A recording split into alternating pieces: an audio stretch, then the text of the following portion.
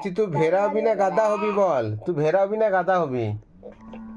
হ্যাঁ, ভেড়া হবি না? না গাধা হবি? না তাহলে গরু হবি? না তাহলে কি হবি? মেমে? না তাহলে কি হবি বল, কোনটা ভালো তোর? আমি ছাগল চড়াবো। ছাগল চড়াবে? হ্যাঁ। হ্যাঁ, ছাগল চড়াবে, ঠিক। কে ছাগল চড়াই গো তোমাদের? তোমার কে ছাগল চড়াই? আর মামার ঘরে হ্যাঁ, দাদু ভাই আর কে? আর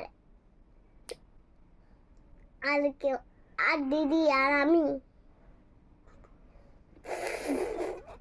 হ্যাঁ, হয় না? কে আর কে?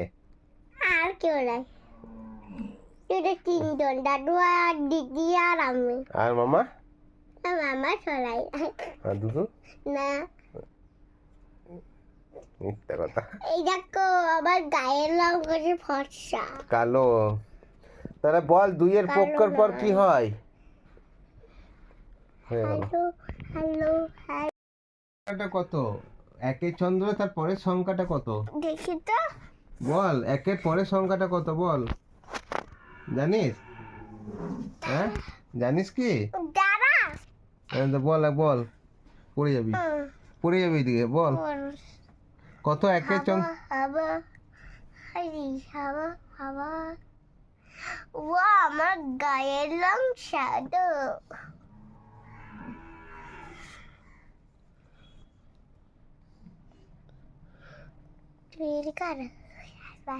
একের পরের সংখ্যাটা কত? একের পরের সংখ্যাটা।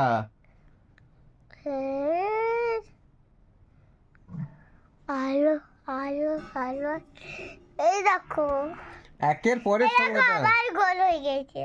হ্যাঁ, তো একের পরের সংখ্যাটা কত? একের পরে সংখ্যাটা হ্যাঁ, ওইটাতে এক। এই একে চন্দ্র হয় তো, তার পরের সংখ্যাটা কত হয়? পরের সংখ্যাটা হ্যাঁ, নয় নয় নয়। আবার নয় বলে? কোনটা? একের যে একটা এক সংখ্যা হয় না, একটা একে চন্দ্র, তার পরের সংখ্যা কি? একে চন্দ্রের পর কি হয়? একের জন্ম দুই পক্ষ। তো একের পরের সংখ্যা কত? তিন, না দুই দুই। হ্যাঁ, তা দুইয়ের পরের সংখ্যা কত? দুইয়ের পরের সংখ্যা কত? এক, না দুই। দুইয়ে পক্ষ, তার পরের কি হয়? দুই পক্ষ দুই দুই তিন। হ্যাঁ, দুই তিন। আবার দুই তিন বলে? দুইয়ের পক্ষের পর কি হয়? তো তুই ভেড়া হবি না গাধা হবি, কোনটা হবি বল? হ্যাঁ, আলো তুই ভেড়া হবি না গাধা হবি? মাঠে, আর মাঠে আমরা সবজি বাগানে ঠিক পাশেই বসে আছি নিম গাছের তলায়। তো ব্যাপারটা হচ্ছে, আজকে আমাদের গম কাটতে আসবে। গম মেশিন অলরেডি চলে এসছে, অন্যজনকে কাটছে, এরপর আমাদের কাটা হবে। আর মন মেজাজ আস্তে আস্তে ঠিক করার চেষ্টা করছি, কারণ কিছু তো করার নেই। আজ 26 দিন হয়ে গেল মা নেই আমাদের মধ্যে। মনে হচ্ছে না যেন মা নেই। মা মাসে যেমন 15 দিন 20 দিন হসপিটালে থাকতো অ্যাডমিশন, সেরকম একটা ফিল হয়েছে মা হয়তো হসপিটালে রয়েছে, কিন্তু বাস্তবটা এটা না, মা নেই। মানে প্রচুর খারাপ লাগছে যে এমন একটা কুলাঙ্গা ছেলে আমি, মাকে বাঁচিয়ে আনতে পারলাম না। আজ 20 বছর হয়ে গেল মায়ের ক্যান্সার। বিভিন্ন হসপিটাল ঘুরেছি মাকে নিয়ে। তার ইচ্ছা ছিল বাঁচার অনেকদিন, তার মনে জোর ছিল। এমন একটা সময় ছিল যে হয়তো 5 মিনিটও বেশি বেঁচে থাকার কথা ছিল না। আজ থেকে 10 বছর 12 বছর আগেকার কথা বলছি। কিন্তু সেই মানুষটাকে আমরা কখনো ভাবিনি এতগুলো বছর বাঁচিয়ে রাখতে পারবো। 9 তারিখে সকালে কি হয়েছে, সকালে নিজের কাপড় নিজে কেচেছে, 11টার সময় ভাতে মুড়িতে খেয়েছে। জানি না 12টা থেকে এই 1:30 থেকে কী যে হয়ে গেল মায়ের, আমি কিছু বুঝতেই পারলাম না। আমি সেই সময় মাঠেই ছিলাম। ফোন করে বলছে যে মায়ের খুব পেটে ব্যথা, তাতে এসব ছুটে গেলাম। হ্যাঁ, সঙ্গে সঙ্গে সেদিন ছিল রবিবার। তো মাকে অ্যাডমিশন ভেবেছিলাম ক্যান্সার ভালো হসপিটালে করব, মানে এখানে একটা লোকাল হসপিটালে যে ক্যান্সার হসপিটাল খুব ভালো এখন ট্রিটমেন্ট চলছে, সেখানে পরিকল্পনা করেছিলাম যে করব মানে, কিন্তু মা কোনো মতে ভর্তি হতে চাইছিল না। জানি না কেন, মা হয়তো বুঝতে পেরে গেছিল হ্যাঁ ভর্তি করে লাভ নেই। কিন্তু মায়ের যে ভিতরে কষ্ট ছিল আমাদেরকে বলেনি এক ফোঁটা, আর আমরা বুঝতে পারিনি। ঠান্ডা লেগেছিল, কানে তালা লেগেছিল, শুনতে পাচ্ছিল না, চোখ মুখ ফুলেছিল। আমরা ভেবেছিলাম যে ঠান্ডায় ফুলে গেছে, কিন্তু ভিতরে যে কষ্টটা হচ্ছিল না সেটা বলেনি। লাস্ট আমাকে সোমবারে বলছে, বাবু তোকে বলিনি, আমার অনেক কষ্ট হচ্ছে ভিতরে, অনেক দিন ধরে হচ্ছে, তোকে বলিনি টাকার অভাবে। তো আমরা মানে আমাদের অন্য সময় আমরা বুঝে যাই যে এটা হচ্ছে, কিন্তু এবার আমরা কোনো মতো বুঝতে পারলাম না যে কি হলো। তো 10 তারিখে ভর্তি করলাম হসপিটালে সকালে, মানে 11টার সময়। কাগজপত্র করতে করতে অ্যাডমিশন করতে 10টা বেজে গেল। তারপর আইসিইউতে ঢুকিয়ে দিল। আইসিইউতে সেদিন তো সেরকমই ছিল। মঙ্গলবারে 12টা সাড়ে 12টার সময় আমার সঙ্গে কথা বললো মা, ব্যথা কমেছে, ভালো লাগছে। কিন্তু মায়ের চোখে খুব জল বেরিয়েছিল সেদিন। বুঝতে পারিনি সে মায়া কাটানোর জল ওইটা। সে বলে না, সবার মায়া কাটাতে গেলে চোখে বুকে অনেক যন্ত্রণা হয়, মনে আঘাত হয়। সেই মায়াটা হয়তো কাটাচ্ছিল মা। আমার সঙ্গে কথা বলে আমি ঘরে এসে বললাম, মা কথা বললো। মুখে মাস্ক লাগানো ছিল, একটা মাউস লাগানো ছিল, কিন্তু আস্তে আস্তে কথা বললো আমার সাথে, বলে ব্যথা কমেছে, আগের চেয়ে একটু ভালো লাগছে। আমি মাকে একটা কথাই বললাম, মা একটুকু সহ্য কর, আমি বাড়ি নিয়ে যাবো ঠিক সুস্থ করে, শুধু একটু সহ্য কর, কারণ যন্ত্রণাটা তো আমি নিতে পারবো না। যাই হোক, মা বললো, ঘাড় নাড়লো। আমি বললাম, আমি আছি, আমি এখনো মরিনি।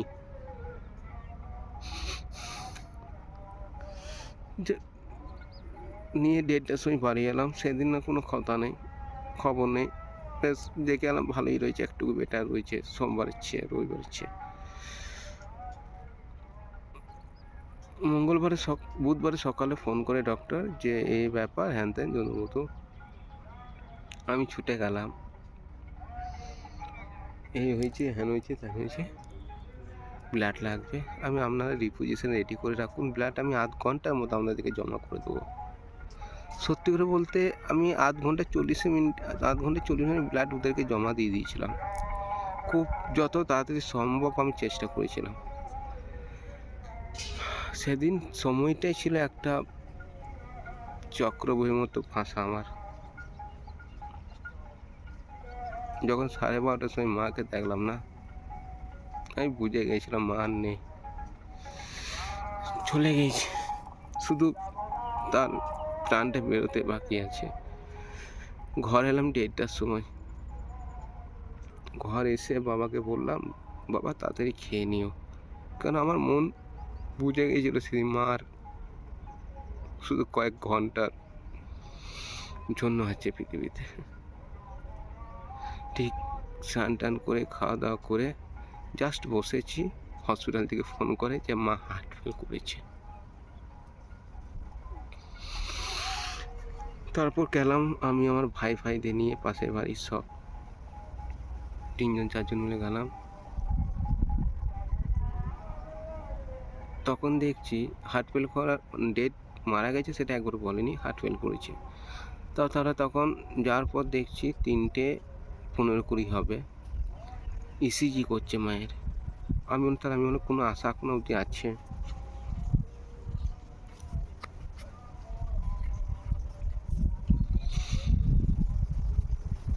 নিয়ে 3:40-এ আমাকে ডাকলো, বললো পেশেন্ট এক্সপায়ার করে গেছে। সত্যি করে বলতে সে সময়টা আমাকে সব, কিন্তু সত্যি একটা কথা বলতে, মা মারা গেল, তার কাজকর্ম হলো, সবই হলো, মা এক ফোঁটা এই পালনে এক ফোঁটা কষ্ট দেয়নি আমাদেরকে, এক ফোঁটা কষ্ট দেয়নি। যেদিন নিমন্ত্রণ করতে পেরেছি সেদিন ওয়েদার পুরো চেঞ্জ করে দিয়েছিল, মেঘলা ঠান্ডা একটা, এত রোদ ছিল তার 2 দিন আগে অবধি, এত গরম ছিল। কাজও খুব সুন্দর হয়েছে, সব কিছু। যেদিন শ্রাদ্ধ হয় আমি 9টার সময় বাড়ির বাইরে আমাদের রাস্তাতে দাঁড়িয়ে আছে। একাই আমাকে বাবু করে ডাকলো, যেমন মা ডাকতো, সেম মায়ের গলা যেভাবে মা ডাকতো। সত্যি আমি এত খুঁজলাম মাকে, তাও সকাল 9টার সময়, মানে এটা বিশ্বাস করা যায়। তারপর কোথাও খুঁজে পেলাম না। শ্রাদ্ধ হলো, যখন গীতা পড়ানো হয়, মানে গীতা শোনানো হয়, পুরোহিত যখন গীতা শোনায়, সত্যি বলতে তখন কোনো হাওয়া নেই, কিচ্ছু না। প্যান্ডেলের ভিতরে একটা ডেচকি ছিল, ডেচকি যে ঢাকনাটা ছিল হুট করে উল্টে গেল। তো পুরোহিত মশাই আমাকে বলছে যে দেখ তোর মা গীতা শুনছে। তো যাই হোক, ভালো লাগলো। 2 দিন আগে শুনলাম মাসি নাকি বলেছে যে আমাদের যেখানে শ্রাদ্ধ হচ্ছিল সেখানে নাকি একটা হাওয়া, মানে শ্রাদ্ধের দিনে যে সে হাওয়া যেমন ঘুরে না, সেরকম ওই জায়গাটা ঘুরছিল, অথচ কোনো হাওয়া ছিল না, বাতাস ছিল না। নিয়ে মায়ের কাজ হলো, খুব সুন্দর কাজ হয়েছে মায়ের, সবাই নাম করেছে, না সত্যি একটা কাজ হয়েছে। ব্যাস এইটুকুই ভগবানের কাছে প্রার্থনা করো, ভগবান মাকে ভালো রেখো, সুস্থ রেখো, কষ্ট দিও না। এই জন্মে অনেক কষ্ট পেয়েছে, অনেক যন্ত্রণা পেয়েছে, আমার মতো কুলাঙ্গার যেন তার পেটে দাও না, যে মাকে বাঁচিয়ে আনতে না পারে। এমন ছেলে জন্ম দাও, তার পৃথিবীতে মানুষ, সে যদি নারী হয়ে জন্ম নেয়, তার পেটে এমন একটা ছেলে দেবে যে মাকে মাথায় করে রাখবে।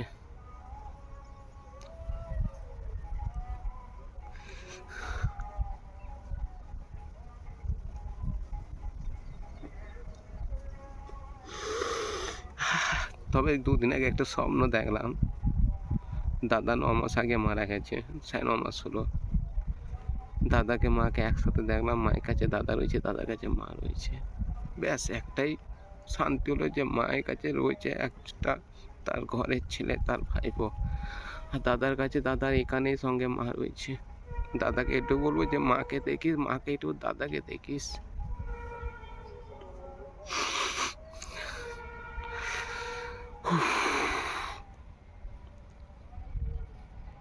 গম গাছ, আর গমগুলো কিন্তু সব পেকে গেছে, পেকে একদম খরে গেছে আর কি। তো আজকে মেশিন আসার কথা ছিল, গম কাটার মেশিন, তো জানি না আসবে কি না।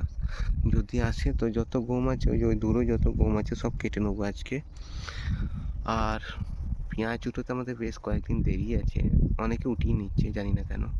বাট এখন আমাদের মনে হয় পেঁয়াজটা কোনো 1 সপ্তাহ পর উঠলে বেটার হবে, 1 সপ্তাহ 10 দিন পর। তো যে বাবা যেটা বলবে সেটা হবে। পেঁয়াজ গাছে এবছরে যত্ন করা হয়নি, কারণ মারা যাওয়ার পর থেকে আর সেভাবে আমরা কিছু করতে পারছি না কাজ, মানে এনার্জি আসছে না। তো দেখা যাক কি হয়। আজকে ওয়েদারটা বেশ মেঘলা রয়েছে, সকালে নাকি হালকা হালকা বৃষ্টি ঝিমঝিম করে পড়েছে নাকি, আমি জানি না, আমি ঘুমাচ্ছিলাম, তো আমার ঘরে বললো যে বৃষ্টি হচ্ছে।